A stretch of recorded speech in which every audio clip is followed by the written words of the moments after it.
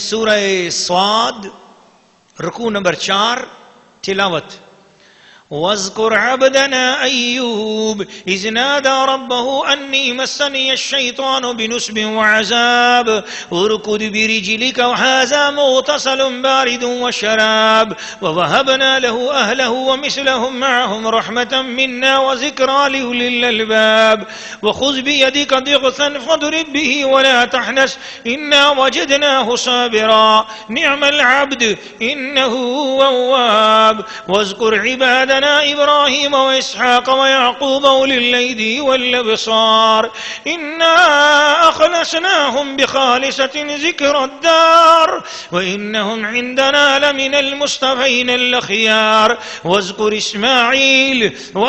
إسماعيل واليسع وذا الكفل وكل من الأخيار هذا ذكر وإن للمتقين لحسن مآب جنات عدن مفتحة لهم الأبواب متكئين فيها يدعون فيها بفاكهة كثيرة وشراب وعندهم قاصرات الطرف أتراب هذا ما توعدون ليوم الحساب إن هذا لرزقنا ما له من نفاد هذا وإن للطاغين لشر مآب جهنم يصلونها فبئس المهاد هذا فليذوقوه حميم وغساق وآخر من شكله أزواج هذا فوج مقتحم معكم لا مرحبا بهم إنهم صالوا النار قالوا بل أنتم لا مرحبا بكم أنتم قدمتموه لنا فبئس القرار قالوا ربنا من قدم لنا هذا فزده عذابا ضعفا في النار وقالوا ما لنا لا نرى رجالا كنا نعدهم من الأشرار اتخذناهم سخريا أم زاغت عنهم الأبصار إن ذلك لحق تخاصم أهل النار.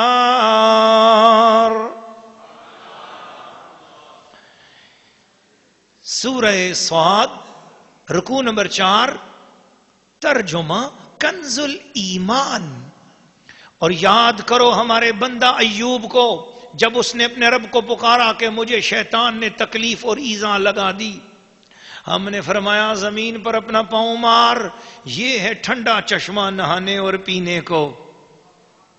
اور ہم نے اسے اس کے گھر والے اور ان کے برابر اور عطا فرما دی اپنی رحمت کرنے اور عقل مندوں کی نصیحت کو.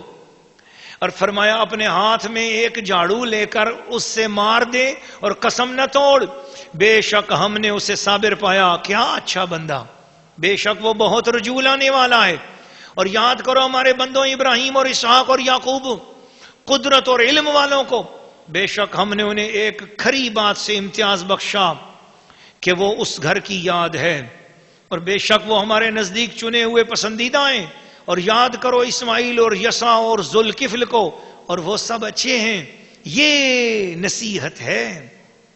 اور بے شک پرہیزگاروں کا ٹھکانہ بھلا بسنے کے باغ، اور ان کے لیے سب دروازے کھلے ہوئے، ان میں تکیہ لگائے، ان میں بہت سے میوے اور شراب مانگتے ہیں.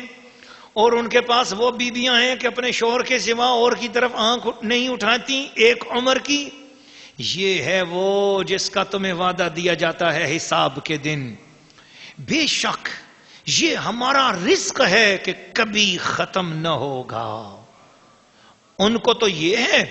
اور بے شک سرکشوں کا برا ٹھکانہ جہنم، کہ اس میں جائیں گے تو کیا ہی برا بچھونا ہے. ان کو یہ ہے تو اسے چکھیں کھولتا پانی اور پیپ، اور اسی شکل کے اور جوڑے. ان سے کہا جائے گا کہ یہ ایک اور فوج تمہارے ساتھ دھسی پڑتی ہے جو تمہاری تھی. وہ کہیں گے ان کو کھلی جگہ نہ ملیو، آگ میں تو ان کو جانا ہی ہے، وہاں بھی تنگ جگہ میں رہیں. تابع بولے بلکہ تمہیں کھلی جگہ نہ ملیو، یہ مصیبت تم ہمارے آگے لائے. تو کیا ہی برا ٹھکانہ ہے.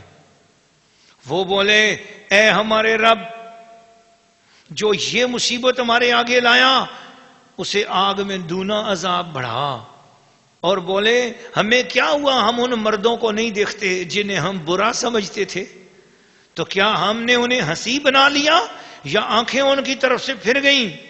بے شک یہ ضرور حق ہے دوزخیوں کا باہم جھگڑا۔ سورہ صاد رکوع نمبر 4 تفسیر۔ ناظرین و ناظرات اور سامعین و سامعات، اس رکوع میں اللہ کریم نے بہت سارے انبیاء اکرام کا ذکر کیا، حضرت ایوب کا، حضرت ابراہیم کا، حضرت اسحاق کا، حضرت اسماعیل کا، حضرت یسع کا، حضرت ذوالکفل کا، اور سب کے لیے فرمایا کل من الاخیار، یہ سب کے سب نیک ہستیاں تھے، اور ان کا ذکر کرنے کے بعد فرمایا وہذا ذکر۔ لوگوں نصیحت حاصل کرنی ہے تو کسی دیوی سے نہیں، لوگوں نصیحت حاصل کرنی ہے تو آپ غیر مسلموں سے، غیر مسلموں کے لیڈروں سے، غیر مسلموں کے لیڈروں سے متاثر نہ ہو، ان کے رائٹروں کو نہ پڑھو، وہ کالجوں اور یونیورسٹیوں میں پڑھنے والوں، وہ شاعروں، وہ ادیبوں، اور دنیا بھر کے فلسفہ میں گھس جانے والے مسلمان غافل لڑکوں اور لڑکیوں، دنیا بھر کی غیر مسلموں کی بنائی ہوئی فلسفے اور دنیا کے معاملات پر بنائی ہوئی فلمیں دیکھنے والوں، تمہیں ایک کریٹیریا دیا جا رہا ہے، تمہیں یہ کنسپٹ دیا جا رہا ہے، تمہیں قرآن یہ سوچ دے رہا ہے کہ مسلمانوں کس طرف جا رہے ہو۔ دنیا کی ان جھوٹی کہانیوں کو نہ دیکھو، اگر تم نے کہانیاں ہی دیکھنی ہے تو یہ انبیاء کے واقعات پڑھو اور سناؤ، ان انبیاء کے معاملات کو دیکھو، ان کی طرف توجہ کرو، اسی سے تمہارا دل زندہ ہوگا، اسی سے ذکر نصیب ہوگا، اور اسی سے تمہیں نصیحت آئے گی، اور اسی سے تمہارا کام بنے گا۔ حضرت ایوب علیہ السلام کے ایک واقعے کی ایک بات یہاں پہ آتی ہے کہ آپ کے اوپر بہت تکلیف آئی، جس میں مقدس کے اندر جو ہے نا روایات کے مطابق وہ کیڑے پڑ گئے، پورا جسم مبارک جو ہے نا وہ چھلنی ہو گیا، اور آپ نے اللہ کی یاد نہ چھوڑی، آپ کی اس حالت میں بھی کوئی نماز نہ چھوٹی، اپنی بندگی، اپنی نماز اس حالت میں بھی ادا کرتے، پورے بدن میں کیڑے تھے۔ پہلے بڑے اچھے حالات تھے تو شیطان نے رب سے کہا یا اللہ تیرا بندہ ایوب بڑی عبادت کرتا ہے اس لیے کہ اس کے پاس بڑا پیسہ ہے، اس لیے اللہ نے فرمایا میرا بندہ ہے، اگر میں اس سے سب کچھ چھین لوں تو تب بھی یہ میری یاد کرے گا۔ یہ واقعہ اس لیے کہ اگر آپ لوگوں کے حالات اچھے ہوں تو آپ ماشاءاللہ اللہ اللہ اللہ کرتے ہیں، اور ماشاءاللہ بڑے خوشحال اور بڑے اچھے، اور ذرا سے حالات تنگ ہو جائیں تو نماز ہی نہیں پڑھتے، قرآن پاک ہی پڑھنا چھوڑ دیتے، اور نہ جی ہمیں مصیبت آ گئی۔ ہاں، قیامت والے دن ایک غریب کو بلایا جائے گا، ایک لاچار اور ایک بیمار کو بلایا جائے گا، بولا جائے گا بتا میری یاد کیوں نہیں کی؟ کہا رب مجھے دیا کیا تھا کہ میں یاد کرتا، تو نے مجھے کیا دیا تھا کہ میں یاد کرتا؟ ایک تو کھانسی لگی ہوئی تھی، طبیعت خراب رہتی تھی، روزانہ تھکاوٹ ہوتی تھی، نماز نہیں پڑھ سکتا تھا، اور دوسرا گھر میں کھانا ہی نہیں ہوتا تھا، چک چک ہر وقت، ہم تو بچے بھی میاں بیوی ہم آپس میں لڑتے رہتے تھے، تو نماز کون پڑھتا؟ دل ہر وقت پریشان تھا۔ اچھا تو کیا تیرے جیسی حالت کسی اور پر اگر ایسی ہوتی اور وہ یاد کرتا پھر تجھے سزا دے سکتا ہوں؟ وہ پھٹ کہے گا جی یا اللہ، اگر میرے جیسا کوئی اور کسی کی حالت یا مجھ سے بھی زیادہ ایسی کوئی حالت کسی پہ اور اس نے اس حالت میں بھی تجھے یاد کیا ہو اور میں نے یاد نہیں کیا ہے تو بس پھر میرا جو بھی تو فیصلہ کرے مجھے قبول ہے۔ اللہ تعالیٰ حضرت ایوب علیہ السلام کو لائے گا، فرمایا کہ دیکھو یہ ایوب ہیں، ان کو ہر طرح کی نعمت تھی پھر بھی میری یاد کرتے رہے، میں نے ساری نعمتیں ان سے چھین لی، ان کے بدن کے اندر کیڑے ڈال دیے۔ کیا تیرے بدن میں کیڑے ڈالے تھے؟ کیا ہوا تھا؟ تو نے نماز پڑھنی چھوڑ دی، سستی کرتا رہا، کیا کیا تجھے میں نے؟ کیا تکلیف دی کہ تو نے میری نماز سے منہ موڑ لیا؟ تیرا سلامت جسم ہے، اے عورت تو اپنے بناؤ سنگار پہ توجہ کرتی ہے، تجھے اپنے لباس کی پرواہ ہے، تجھے اپنے رب کی پرواہ نہیں ہے، نمازیں قضا کرتی ہے، دن رات دنیا دنیا دنیا کی گندی لعنت گندی سوچ میں ہر وقت پڑی ہوئی ہے اور نمازیں نہیں پڑھتی، کیا جواب دے گی رب کو؟ رب فرمائے گا یہ ایوب ہیں، ان کے سارے بدن میں کیڑے پڑ گئے، کیڑے پڑتے پڑتے پڑتے پڑتے کیڑوں نے جس وقت چہرہ کھا لیا۔ روایات میں اس کے اختلاف میں بھی ہے کہ کیڑے نہیں پڑے، کوئی اور تکلیف تھی، بہرحال جو بھی ہو، لیکن زیادہ تر مشہور بات ہے عرض کر رہا ہوں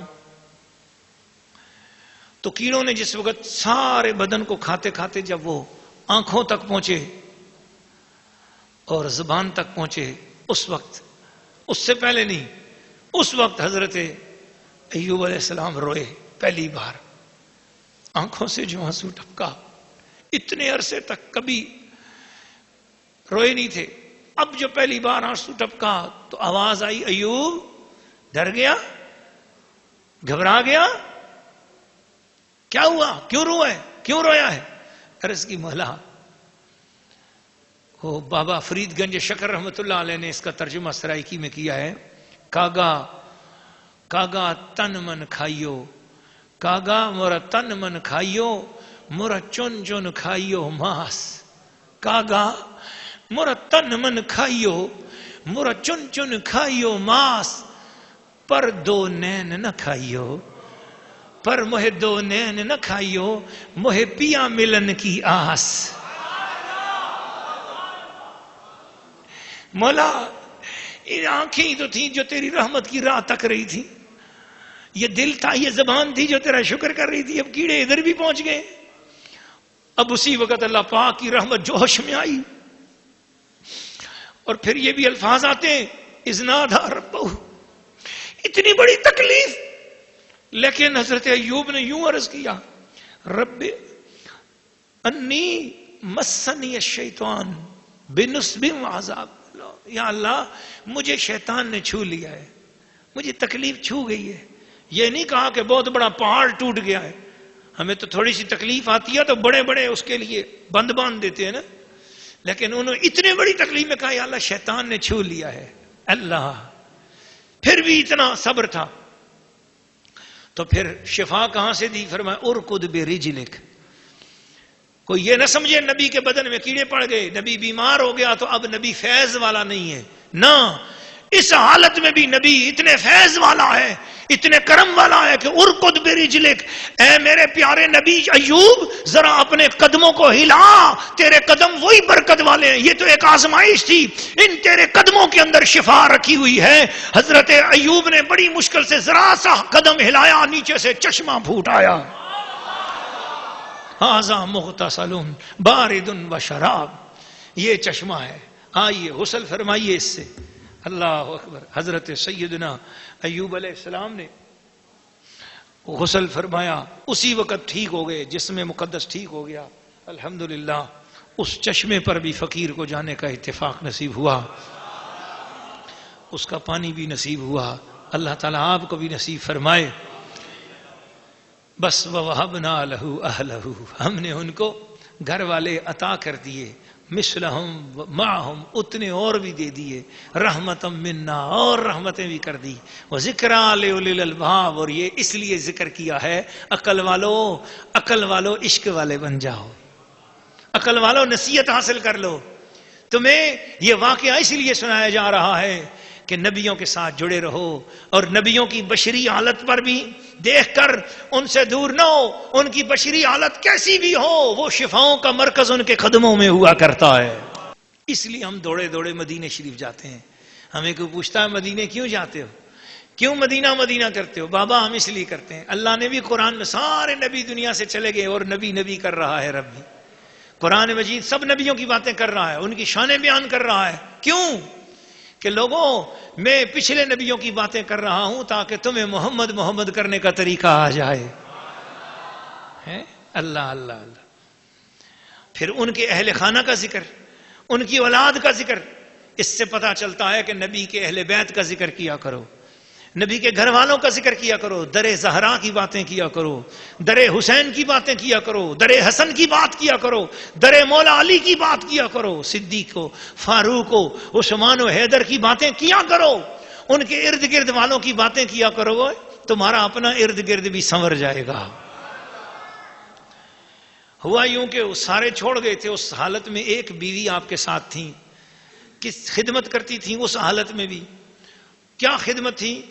کہ میرے بدن سے اگر کوئی کیڑا گر جائے تو اس کو دور نہ جانے دینا، اس کو پکڑ کر میرے جسم پہ رکھ دینا، اس کی روزی میرے رب نے میرے جسم میں رکھی ہے، دور جائے گا کہیں بھوکا مر نہ جائے۔ وہ کیڑا پکڑ کے میرے جسم میں دوبارہ رکھ دینا.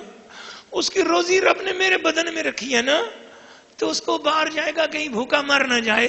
اس کو اٹھا کے میں اس کو اٹھا کے میرے بدن پہ رکھ دینا. وہ خدمتیں کرتی تھیں دن رات. ایک دن کسی وجہ سے لیٹ ہو گئیں تو آپ کو غصہ آ گیا. بیمار آدمی ہو تو غصہ آ جاتا ہے, یہ بشری تقاضے ہیں. غصہ آیا, فرمایا کہ میں جب ٹھیک ہو جاؤں گا تو میں تجھے 100 کوڑے ماروں گا. اب ٹھیک ہو گئے. اللہ نے فرمایا اے نبی, اتنی خادمہ آپ کی زوجہ, اور وہ خدمت کر رہی تھی, تھوڑی سی اس سے دیر ہو گئی. اب آپ نے اتنی بڑی قسم کھائی ہے کہ ٹھیک ہو جاؤں گا تو 100 کوڑے ماروں گا. اب قسم بھی نہ ٹوٹے اور اس خادمہ کو سزا بھی نہ ملے, کیا کیا جائے؟ رب تعالیٰ نے ایک ہیلا سکھا دیا. فرمایا اس طرح کرو, ایک جھاڑو لے لو اور اس میں 100 تنکے ڈال دو اور بس ایک بار اپنی زوجہ کو مار لو, قسم بھی نہیں ٹوٹے گی اور کفارہ بھی ہو جائے گا. یہ جو ہمارے پنجاب میں ہے اور کچھ رہا ہے, باقی پنجاب میں بھی ختم ہو گیا, سندھ میں تو کہیں ہے ہی نہیں ہے, بہت کم ہے. لیکن سرحد میں ماشاءاللہ کشمیر میں آج بھی یہ ایک بڑی بابرکت عمل کیا جاتا ہے کہ نماز جنازہ کے بعد جب میت کو دفن کرتے ہیں تو یا دفن سے پہلے یا دفن کے بعد اس کے لیے ہیلہ اسقاط کیا جاتا ہے. یہ ہیلہ اسقاط پر بھی بعض لوگ بڑا اعتراض کرتے ہو, کہتے اس کا ثبوت کہاں ہے, یہ کیوں ہیلہ اسقاط کرتے ہو, یہ کسی نے نہیں کیا اور خام خواہ بات ہے. حالانکہ ایک مستحب عمل ہے, فرض تو نہیں ہے, مستحب عمل ہے اور ایک نیک عمل ہے, اور اس سے کوئی دین میں رکاوٹ نہیں آتی, کسی کا بھلائی ہو رہا ہے. لیکن چڑھنے والوں کو کیا کیجئے کہ جن کو چڑ ہوتی ہے وہ ہر چھوٹی چھوٹی بات میں جو ہے نا خام خواہ کی باتیں نکالتے ہیں. یہ قرآن مجید کی یہ آیت کریمہ جو آپ کو ابھی میں نے سنائی ہے کہ وَخُذْ بِيَدِكَ ضِغْثًا, فرمایا اپنے ہاتھ میں ایک جھاڑو لے کر فَاضْرِب بِهِ, اس سے اس کو مار, وَلَا تَحْنَثْ, اور قسم نہ توڑ, یہ تیری قسم بھی نہیں ٹوٹے گی اور وہ کام بھی ہو جائے گا, اور اس کو پورے 100 کوڑے بھی نہیں بنیں گے, اور وہ کوڑے ایک ہی جھاڑو ایک ہی مرتبہ 100 تنکوں والا مار دے گا اور وہاں کام بھی ہو گیا اور تیری قسم بھی نہیں ٹوٹے گی. تو یہ ایک ہیلا ہے نا, شرعی ہیلا ہے. اسی شرعی ہیلے کے تحت بزرگان دین نے, اولیاء اللہ نے یہ طریقہ دیا کہ میت کے ورثاء اپنی طرف سے جو ہے وہ کچھ نقد رقم یا کچھ جنس, کوئی گندم یا کوئی چیز بھی ایسی جو قابل صدقہ ہو, اللہ کے راستے میں دی جا سکتی ہے, وہ اس کو کلام پاک, ایک کلام پاک پڑھ لیں اور اس کا ثواب بھی سامنے رکھیں, اور ایک کلام مجید کے ساتھ اس کو رکھیں اور رکھ کر دعا کریں, یا الہ العالمین یہ بندہ اب یہاں سے دنیا سے چلا گیا ہے اور تیرے پاس پہنچ گیا. یہ عورت مسلمان عورت تھی, اب یہ فوت ہو گئی ہے, اب یہ دنیا سے چلی گئی ہے اور تیرے پاس آ گئی ہے. یا اللہ اس نے زندگی میں جو نمازیں قضا کی ہیں یا جو روزے اس سے قضا ہو گئے, یا اس سے زندگی میں کوئی قسم اس نے اٹھائی پوری نہیں کی, یا اللہ کچھ بھی ہوا, جیسے تو نے اپنے نبی حضرت ایوب علیہ السلام کی قسم کو پورا کرنے کے لیے جھاڑو کا بہانہ اختیار کیا تھا, یا الہ العالمین ہم وہی اس کو سامنے رکھتے ہوئے یہ ہیلا کر رہے ہیں. اے اللہ یہ تھوڑی سی رقم ہے یا یہ تھوڑی سی اجناس ہے, ان چیزوں کو تو قبول فرما, اور اس کو قبول فرما کے اس میت کے اوپر سے جتنے بھی کوئی فرائض واجبات کوئی صدقات رہتے ہیں جو دینے ہیں, کوئی قسم اٹھائی تھی, کوئی مراد کوئی منت مانی تھی پوری نہیں کر سکا, یا اللہ اس کی برکت سے اس کی وہ ساری چیزیں پوری کر دے اور اس رقم کو اس کی طرف سے بطور صدقہ قبول فرما. اب وہ اس کے بعد ظاہر ہے وہ تھوڑی سی رقم ہے اور اس کی زندگی 50-60 سال گزری ہے یا 40 سال زیادہ عرصہ ہے. اب کیا کیا جائے؟ اس رقم کو اٹھا کر دوسرا کوئی غریب مسکین کھڑا ہو, اس غریب مسکین بندے کو کہو کہ بھئی ہم نے یہ پیسے میت کی طرف سے تمہاری ملکیت میں دیے, تمہیں دیے, تم قبول کرو. وہ کہے گا ٹھیک ہے میں نے یہ قبول کیا, وہ صدقہ ادا ہو گیا. اس کے بعد وہی مسکین اسی رقم کو اپنی طرف سے یہ کہے گا میں نے بطور تحفہ, میں نے بطور ہدیہ آپ کو یہ رقم دی. پھر وہ بطور ہدیہ وہی رقم واپس آ گئی, اب وہ ایک نئی رقم ہے. ٹھیک ہے, اسی رقم پر پھر وہی دعا پڑھو, پھر تیسرے مسکین کو دے دو, پھر چوتھے کو, اس طرح 8-10-15 مسکین کھڑے ہوں تو گویا فرض کیا وہ 10,000 روپے کی رقم تھی اور 10 مسکین لوگ کھڑے تھے, تو 10 مسکینوں میں 10,000 کی رقم 10 مرتبہ گئی تو کتنے ہو گئے؟ تو گویا اس کی طرف سے خرچ تو 10,000 ہی ہوا، لیکن اللہ پاک کے دربار میں 1,00,000 روپیہ خود اس کی طرف سے خرچ ہو گیا. یہ جو ہیلا ہے وہ کہتے ہیں جی یہ کہاں سے نکال لیا؟ بابا قرآن مجید پڑھ لو، یہ قرآن مجید سے عطا ہوا ہے. الحمدللہ. اللہ تعالیٰ اپنے محبوب کے وسیلہ جلیلہ سے ہم سب کو اس طرح کے ایمان والے، پیار والے، نسبت والے نقطے ہمیشہ قرآن کی برکت سے نصیب فرمائے.